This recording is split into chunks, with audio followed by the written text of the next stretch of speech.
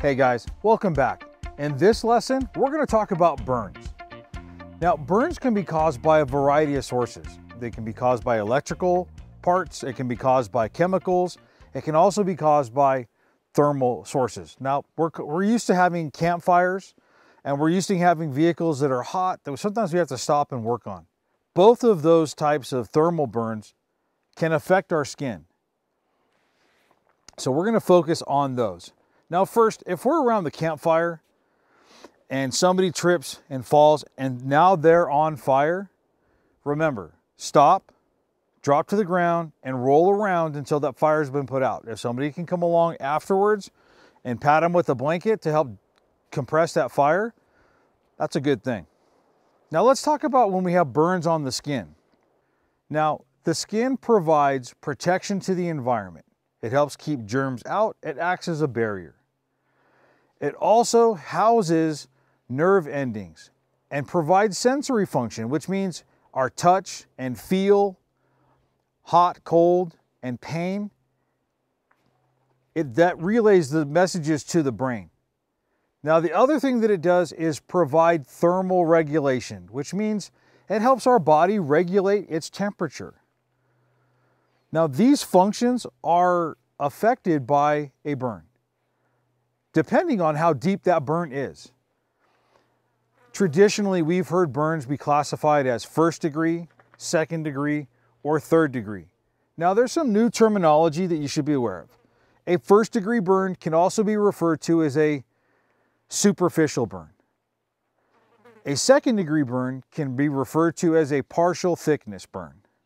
And a 3rd degree is referred to as a full thickness burn. Now, there are 3 layers to the skin: the epidermis, the outermost layer, the dermis, which is the layer just below that, and the 3rd layer of the skin is the subcutaneous layer. Now, the dermis is the layer of the skin that houses the nerve endings. We'll talk about that a little more in a minute. So the 1st degree, or the superficial burn, it only affects the outer layer. It causes redness and pain. This can be achieved from being out in the sun. A sunburn can be a 1st degree burn. It could also end up being a 2nd degree burn, but in most cases, people know it as a 1st degree. Now, a 2nd degree burn is also painful. More painful because now the nerve endings have been affected. Classic sign is having blisters. The damage that the burn has done to the tissue causes to leak fluid, and the blisters show up because of it. Now, the other thing we may notice in this 2nd degree burn is that the skin may look kind of waxy or moist. Now, a 3rd degree burn is going through the epidermis, the dermis, and now into that subcutaneous layer. So it's burning through all 3 layers. With this type of burn, it's common to see dark, leathery looking skin. It's often charred. Now, with this depth of burn, it is common for there to be a lack of pain in that area where we have that 3rd degree burn. There may be pain there from the 1st or 2nd degree burns that are on the peripheral of that deeper burn. So there still may be pain present. Now, there are some critical areas if a person is burned that we have to pay attention to. If a person has been burned in the face, the eyes, the nose, the ears, the mouth, the hands, the feet, and even the genitals. Those are all areas that are vital to survive, vital for life. They're considered critical burns. Now, if we have a burn to the face that affects the nose and the mouth, that makes it even worse. Now we have to be concerned about the person having breathing problems. That hot air and those gases that enter through the nose and the mouth can cause breathing difficulty. The swelling can occur inside. It can even cause the person to stop breathing. These critical burn areas are vital for you to identify and ensure that we have help on the way. Now let's talk about how to treat a person who has burns. Now, the first thing we have to identify is Is it safe for me to help? I don't want to put myself in a position where I'm going to need help as well. So make sure that it's safe for you to help before you start.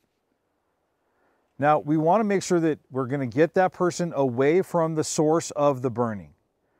Once they're away and it's safe for us to help, we're going to cool that small burn, that minor burn, by running cool water over it. Once we've done that, we're going to place a dry, sterile dressing on top of the burned area and wrap it similar to what we did with bleeding control, only it's not as tight. It's not a pressure dressing, it's just a dressing, so it's snug but not too tight. Now, how do I determine the surface area? How much of the burn is minor? I'm going to look at the size of the person's palm. And if it's less than 5 of their palms, I can cool it and protect it. If it's more than that 5%, now I need to take a slightly different approach. I'm not going to apply the cool water. What I'm going to do is I'm going to protect it. I apply the dry, sterile dressings and I'm going to wrap it. Here's why. The larger and the deeper the burn, the more area that's affected, the harder it is for the body to regulate its temperature. If I use the water on this person, I may cause them to get cold. But the way that the burn has affected the body makes them more vulnerable to cold. So dry, sterile dressing, wrap it, and then seek medical attention. Burns are common. You or somebody you know has probably been burned in the past. So these skills are very important. Now, remember, before we start to help somebody, we have to make sure it's safe for us to help. Remember that we have to get them away from that burning source before we help. Now, in this lesson, we talked about the types of burns, the depths of burns, and how to take care of those burns. I hope you found this lesson to be interesting, and we'll see you in the next one.